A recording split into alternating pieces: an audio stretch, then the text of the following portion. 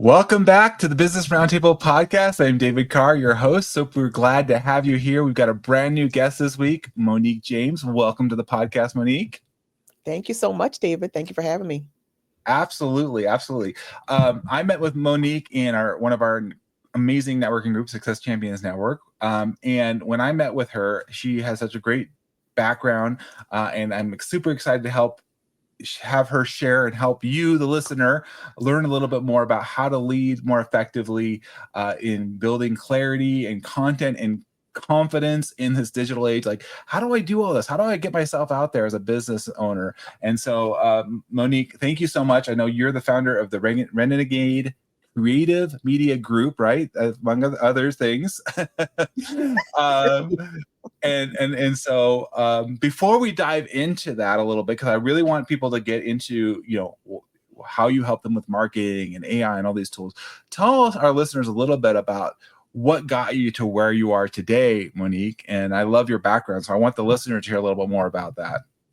Yeah, so I was giggling when you said among other things because Renegade Creative isn't the only business that I own, and the business that came before this one, I like to think of gave birth to my marketing business because I was not planning to get into marketing when I decided to become an entrepreneur.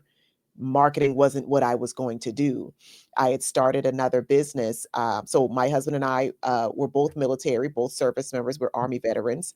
And after I got out, went to work, and after a few years of working, decided I wanted to start a business on the side.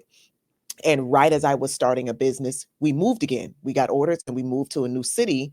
And I quickly realized, well, the version of the business that I had in mind was not going to work for the new city, the new market that we were in.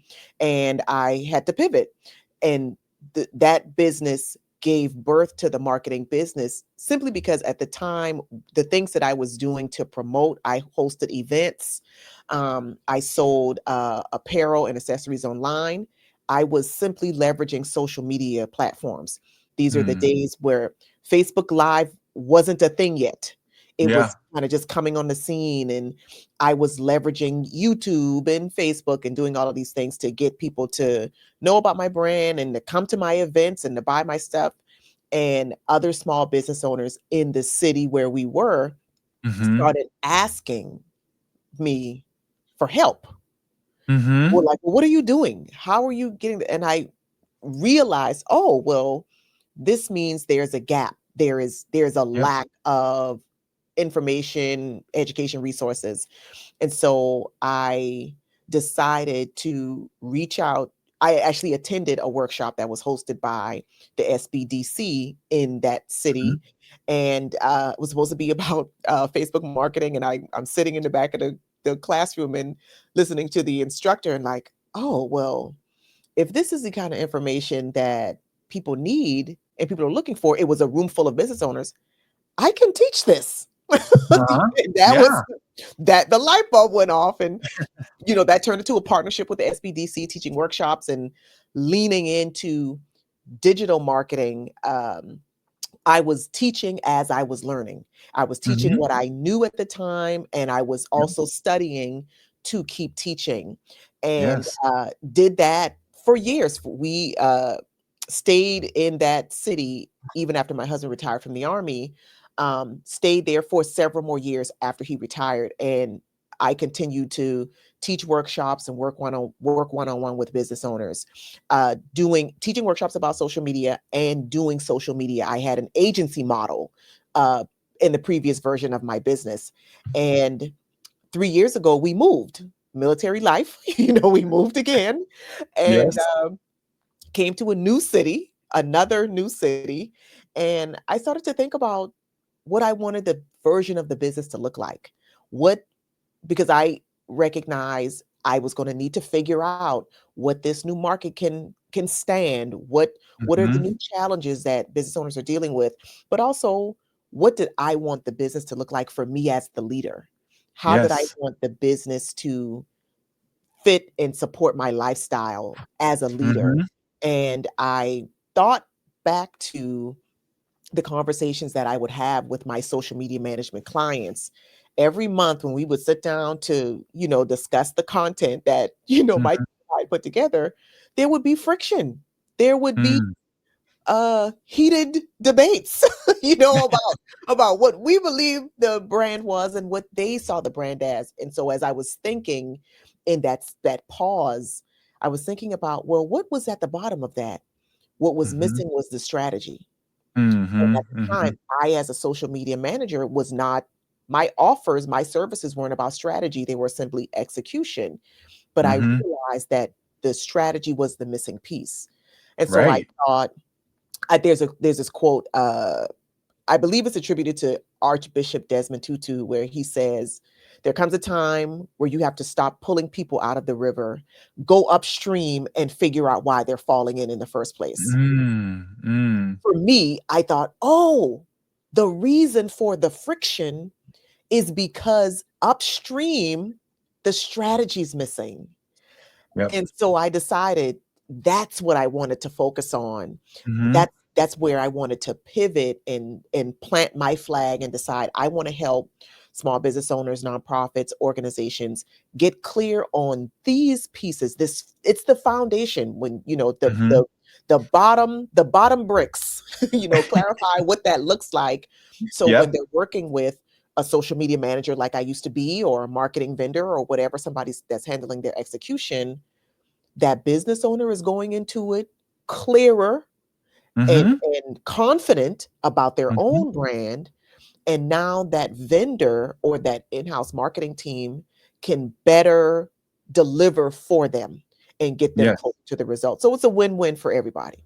Yeah, no, I love that, Monique. I think you recognize that in yourself that hey, I'm better. I can better use my gifts as a strategist versus an implementer, and there's nothing wrong with either one. It's just understanding where I'm going to have the greatest influence, impact. I think that's great that you found that, Monique, and you're like, hey, here's how I could do this, and be willing to step out into that. That's why I love having folks like you, other business owners, are taking that risk and saying, look, I'm betting on myself. I feel like this is the greatest way I can help people, and going in the world and reaching them. And here's the thing, I think I love having you on here because I want, as you're a listener here, as a business owner, or you're in a position where you're needing that outside input, you're getting to hear an expert that's gone through it, lived it. Like you said, I lived it and I'm learning it and applying it. I love having guests like yourself that live and share from what and lead from what they have experienced in life. They didn't just take a course and, oh, I'm now doing this. No, you're actively doing this. You're learning this. I mean, we know AI is constantly evolving, and Mhm. marketing, even without AI, right? It's just in general, like the channels and how we're doing it and the way we do it, whether it's video, written, audio, however we're doing it. We're doing the podcast today. It's a different way of reaching people, right? Exactly. So you have Exactly. to have a strategy. I mean, you have a strategy whether you think about it or not. The strategy may not be a very good one, but right, and I think Exactly. that's what I want to get to on the podcast today. Really, is why do business owners, Monique, feel like marketing is so hard for them? Like they get Mhm. overwhelmed at times, and oftentimes I see this. Marketing usually gets cut in professional development because I help in the professional development. Things are tight, whatever we're looking at, how we're going to spend our money. Let's not focus on that. Let's not focus Mhm. on the marketing. Let's not focus on the branding. Let's not focus on developing our team. In my case, that's something where that's usually, but let's go buy a widget or this machine thing or something and invest money there. And oftentimes I feel it doesn't get them where they really want to be. And so talk a little bit. Why do you feel like it's so hard for small business owners why does that feel to them as you approach them and as you work with clients, Monique, in this? Well, I think it feels hard because it is hard. It's hard. I have to say that as somebody who does it every day, it's Yeah. hard. And I think sometimes I understand. I operate as a marketer, as a marketing consultant. I lean on my confidence coaching principles, empathy and understanding and transparency. I Mhm. lean on those things a lot. Yep. And so I understand deeply what it is to feel like to be a business owner who, Mm-hmm. says my products are great. I've done, I've taken all the courses on how to build a business and I feel like I have a great thing. But for some reason, this marketing stuff is so difficult. I can understand what that is to feel like, well, am I qualified to do this? It could really make you question everything. And so it Mm-hmm. feels hard because it is. And I believe that there is a gap in understanding what needs to be prioritized. And Mm-hmm. I blame marketers for this. Mm. I blame professional marketers like myself because we don't tell the whole story. We Mm-hmm. tell the part of the story that positions our businesses as the solution, Yep. and we don't consider or don't address the other variables in the mix. So a lot of times when we're talking digital marketing, especially, people automatically think social media. Mm-hmm. And I understand why. It's in our Mm-hmm. faces. And so when you Yep. think social media, it's always, oh, well, it's about tactics. Well, do a reel. No, just use TikTok. Nope, just write long form posts on LinkedIn. Nope, just do LinkedIn videos. Just do reels. Just do YouTube shorts. It's very tactical. Um, it's the general market offers simple solutions, quote unquote, for Mm-hmm. nuanced issues. Yes. And without having a strategy in place, every tactic can distract you and make you feel Mm-hmm. like, well, oh no, I have to quit what I was doing and now do this because that's what the people are saying do. Or no, now I have to do this. So you never feel like you have a grasp. There's no Yeah. grounding. Right. And so for me, that's what the strategy is. The strategy is the grounding and it's the filter. So when you encounter people saying, oh, well, I do this, you can run that. Well, does my strategy account for that? Would this Yes. resonate with my audience? Is my Mm-hmm. intended customer, do they even watch YouTube? So you're able to make decisions from that place of clarity, and you can make those decisions confidently because you have something that functions as the home base for Mm-hmm. your business. Right. Without that, this marketing thing will always feel difficult and overwhelming. Yeah, well, to your point, I think, I mean, I've experienced it, Monique. We're getting sold a lot, and people are saying, like, I get this, especially as a coach consultant. Could you, the way they ask it to, and this is salespeople, they're not even marketing, right? They're just using a canned thing. Like, I get this often. Quick question: could you handle more clients or whatever? And Mhm. these things, and then they want to like, so it's like they're not understanding my business. They don't understand the nuances, and so how could you even do that? Like you said, you have to come and understand. And I see this, like you said earlier, like sometimes we feel like a business owner, I gotta be on everywhere. I gotta be on every platform. I gotta be on all these things, and then it's exhausting. You're like, me, to your point, where are your clients? Mhm. Where were they residing? Um, and I didn't even think about that. Well, I know because you're being sold. People are telling you all these things, right? These Exactly. tactics. Exactly. Um, Exactly. and the why I hear you, Monique, coming in is you're kind of understanding that business owner, the entrepreneur, where they're at, and you've done a lot of different things, like you said, from digital to in person to selling different types of products and services, but like understanding where they're at so that they can, be clear about what I need to be doing in the business, like where do I need to be focusing and helping them instead of like, too. I had noticed this as well, of like, sometimes the business owners are getting into the weeds of stuff and they need to be more, you're like, I need you to be more present, or what's the strategy of how you're getting out there, Mhm. right? It's a So, lot to juggle. It's a lot yeah, to disseminate and filter through and weigh all the time on top of right. doing the business. The Exactly. Well, I can see it's a where it lot. could get overwhelmed, Yes. you know. But I think helping the business owner. So talk a little bit about brand, like getting the brand clear, because sometimes I think that they're muddy too Mm, Monique, and that they're trying to like copy somebody else. So then you just sound like everybody else, right? Like, can you yes. unpack how we can, you know, get that clarity of the brand out there? How do you help them with that? So I have what I call a brand clarity framework that Okay. rests on 3 pillars. The Okay. first pillar is the character of the Mm. brand. And when you think about character, you think about a person's character. Mhm. Are they Mhm. honest? Like how do they have integrity? So you think about all of the things that people talk about in the books, the mission of the brand, Mhm. the Yep. vision, the core Mhm. beliefs. What are the right Yeah. and left limits? What are the things that make the brand special and unique? What's the story? What's the thing that you want people to buy into? Mhm. All of those things, and they're all invisible. Yes. I have to preface, they're all Uh-huh. invisible, but they become the guidepost for every single thing that the brand does based on Mhm. character. That's the first pillar. The second pillar is the customer, because we are doing business and we are selling things to people. And Mhm. so I work with clients and help them uncover who their customers are beyond the census data, just oh, it's a two-parent household and they make this much money, things like that. We get into what's happening in the inner world of those people and the Mhm. outer world, the outer influences. So what are they desire? Do they want to reduce their carbon footprint when they're considering buying a luxury Mhm. vehicle? Or do they just want to show off when they go to their 30-year high school reunion? Like, what's their motivation? Mhm. Mhm. Also, what's influencing them externally? What are they motivated by? Are they motivated by status? Are they motivated by being aligned with a brand as it relates to their values?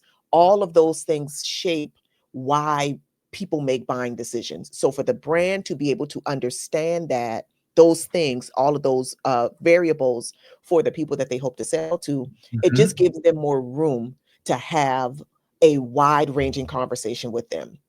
And then the Mhm. last piece of that, the last C, is the Mhm. content system. Before you think about publishing on the 7 channels, let's first figure out, do you need to be on 7 channels? Mhm. Like, Mhm.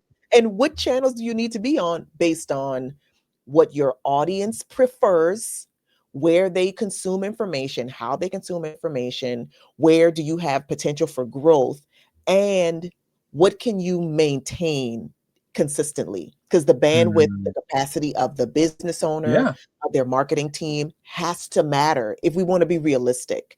So Mhm. thinking about identifying the channels, developing the workflows. How Yep. do the channels talk to each other so that you can create with intention and not have to duplicate work? Mm. And Mhm. then what are you going to say on these channels? What are your pillar topics or pillar themes? And what I call the filler themes. So, like if you think about, building a house, the walls of the house, the walls of your room are your pillars. They hold up your business. And the filler topics is the furniture. It's the Mhm. extra Mhm. things that you could talk Mhm. about that indirectly relate to Yep. something that ties back to those intended customers. So those three categories, those three elements of that framework, those are the things that I help a business owner get clear on, because once that's established, their marketing vendor, their social media manager, whoever, the founder, every person on the team, everybody is now operating from the same playbook. Mhm. And so the marketing going forward, the content going forward can be consistent, aligned. And the beautiful thing is, once that's clarified, leveraging AI, the AI now becomes Yes. the central repository for all of it. So it just makes it even better, because now the tool is now doing the heavy lifting. But we Right. want to get you to the point so that the tool is adequately trained to do that and represent the brand consistently over time.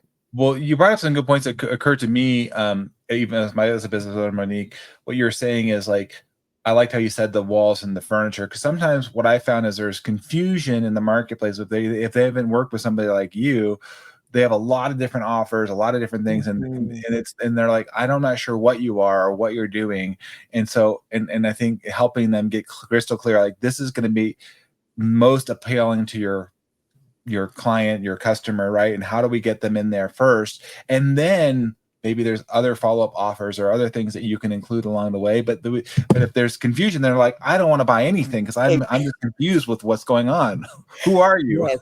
Yes, I will drive by your house if I don't know. Like, I think so I love to entertain. Like, I love to host gatherings and soirees at my house. And this probably comes from, I believe this comes from my experience, my time as an event planner. I used to, again, David, I did a lot of things. Used to do event planning. And so I would think about, okay, what is the experience from the moment this person, my guest, arrives at the venue until and get out of their vehicle until they return to their vehicle to go home. So if you think about, as the business owner, what is the experience that I want this intended customer to have from the moment they stop, at my brick and mortar location or my website or my YouTube channel or my lead magnet? What is the experience that I want them to have? I want them to know that they're taken care of. When people come into my home the first time, I'm going to give you a tour. Hey, take your shoes off, get comfortable. The drinks are here. The food's here. This is this. These are meet these people. Get comfortable. You, as the leader, taking it back to our businesses, we're the leaders. So we have a responsibility to cultivate and create an experience, because once that person gives us their attention, gives us their email address, gives us their money, they're trusting us with their experience from that point. And so, guided by that strategy, you can think, oh, well, when people come to our YouTube channel, we want them to get this first. Or when they meet me in person and they get my business card, I want them to know this about me. Or when they come to our bakery, whether it's first thing in the morning or during peak time, we want them to feel like this when they come in the door. Yes. All of those things matter. And it just allows the leader to make decisions that are so intentional and so strategic. It's warm and cold, I feel like. The intention, the empathy is very warm. That's the woo-woo stuff that marketers tend to not talk about. Yeah. And the strategy is very cold. It's just numbers. But when you have both, the business grows, the customer gets an experience that they love and they want to tell people about, which keeps the business growing, which keeps making people happy. So it becomes a cycle that just perpetuates itself. No, that's a great way of putting it. I love how you presented that as a event planner. I hope everybody's listening in. It's funny, we have very background too, because I used to run a mobile DJ business and MC and all that stuff too. What your point is, but thinking about that, I love the way you presented that. Like, what is their experience with you? Is it all choppy? Or is it like consistent? In their interactions, from their salespeople to their implementation, because we're marketing at all different levels, right? Yes. But like you said at the beginning, if the foundation is not there, then it's going to be all over the place. And we have to come back to that foundation. And it's not like we just do it once. I mean, we said it, right? But I think what I would hear you, Moniek, say is you're coming back and making sure, are we all in alignment? Are we still, as we're developing and growing the company, is it all make sense, or are we drifting? Are we moving? And I think, how many of you seen companies that have started actually at a good foundation and they've drifted? And I'm like, I'm not sure who this company is. I mean, we've seen big companies too. I remember like Time Warner bought like AOL, and it was like, what is this? And then eventually it broke down and they had to like sell it off. And so like companies, like they try to merge or they bring in other folks and it gets muddy. And you would think they would have whatever scale, you think they would get this dialed in, but they didn't, right? They missed the mark. They did not communicate clearly. And so I know we're not going to go way deep into this, but you mentioned AI, and you're an AI marketing consultant, and you're helping them in the strategy. So I do want to get into a little bit about how do we use this. If we're getting the foundations right, the branding, I'd like to talk a little bit about how do we use AI as an accelerant, not necessarily a replacement, but how are you seeing that right now in the marketplace, Moniek, when you get the strategy right, when you get the branding right, when you get that, and then you can start to access this tool, right? Yes. Yeah, I totally agree. I'm 100% in alignment with how you already positioned it. It's an accelerant. The human has to stay in the loop. It still needs a driver. Yeah. It's if it's a Mhm. vehicle, we Yep. use vehicles to go from one place to another. It still needs a Right. driver for the initial setting of the vision and setting of the direction, Mhm. and also to did we get where we said we were going? Yep. Yep. Are we at the destination that we said we wanted to go to? So Right. we have to stay involved. We have to drive the tools and ensure that the tools are doing what we want the tools to do for us. I Mhm. definitely my approach with AI is it's a thought partner. It Mm. can't replace I actually believe it's unfair to the tools. It's unfair to the technology to expect it to perform like human beings because Mhm. we are walking contradictions and kaleidoscopes. That's a good way of putting it. Yes. It's Yes. we contradict ourselves knowingly and unknowingly at any given moment. Like we are so multifaceted.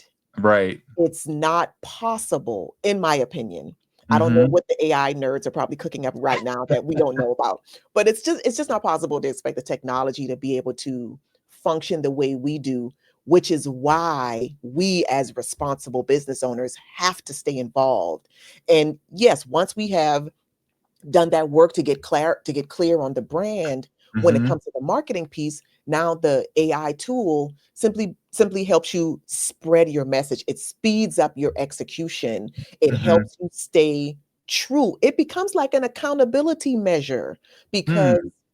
if if you've done the work to clarify the strategy, to your point earlier, Mhm. there are a lot of brands that do that.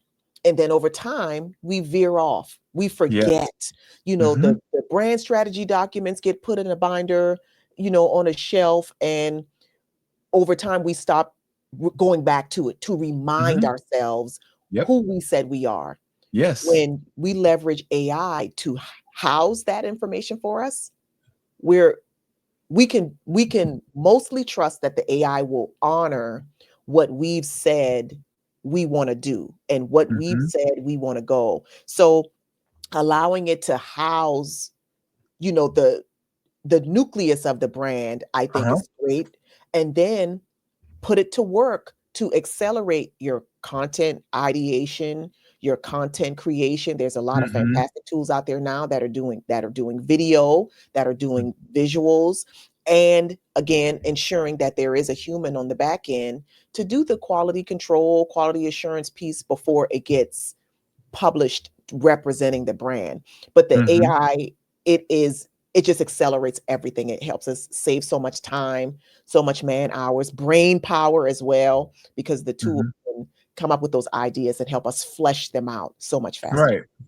Right. So you're using this tool. It's not replacing it, but it's understanding. I think probably working with you, like how much do we delegate and lean on it, and then where do Mhm. we have to own this message? Because like I said, okay, it can give you lots of different ideas, but you need to make sure that that fits in alignment, like I said, with your culture. And again, you're feeding it, but still, nonetheless, things, you know, I'm thinking I'm going to throw back 5 years. COVID, right? Remember when COVID hit? Everybody had all these messages about like, oh well, we're doing this to protect you, and we're doing this to protect you. Mhm. It's like, what are you doing as things change and evolve, and staying relevant? And you in the AI, if you're not being cognizant of that, and you're like just get whatever it takes out of it, you have to like know how to feed it. And that's, I guess, where you're helping, Monique, is you're like, hey, how do we get this working for you in the right Yes. way?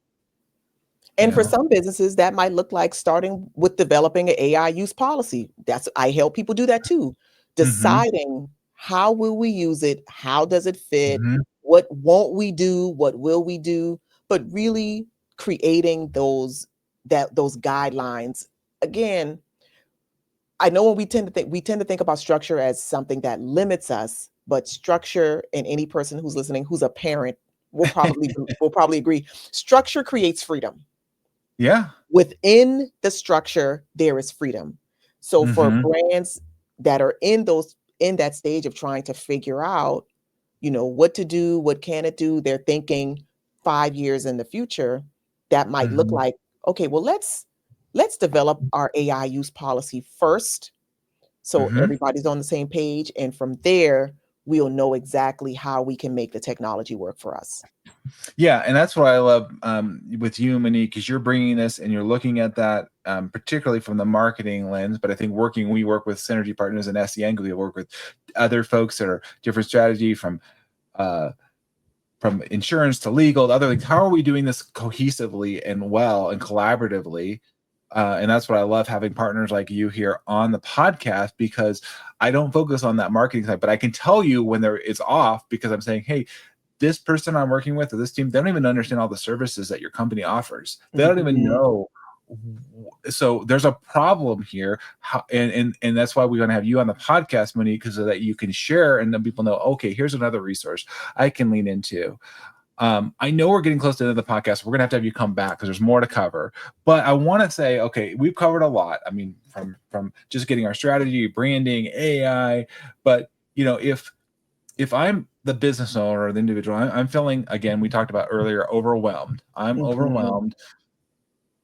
Or maybe even the person that's like, I got an idea for a business, but I don't even know, like, is it viable? Where do I go? Because I think we talked before we started recording the podcast, like people have started their business and they would be so much better off if they would have backed up earlier on and brought you on earlier on in the process, instead of now they spent months and probably even years possibly like, oh, this is so painful. What would you say to that person that's either just thinking maybe that you're just starting, or they're frustrated, they're not really getting where they want to be, Moniek, and saying, what would you help them? Is it a mindset? An action, something that they consider? What would you advise them? What comes to mind is what I think it's Steve Blank. So I am a student of Lean Six Sigma methodology as well. And one thing that he talks about is getting out of the building. Like, get out of the building. So having the idea is great, but the only way to really know if it's going to work is to get out of the building and talk to people. Talk to people who don't love you, because your mom will always tell you it's a great idea. Yes. Talk to people who don't love you, people who can be objective, and whether it's the person with the idea, hey, well, what do you think about this? Or, when was the last time you did this? Get that real feedback.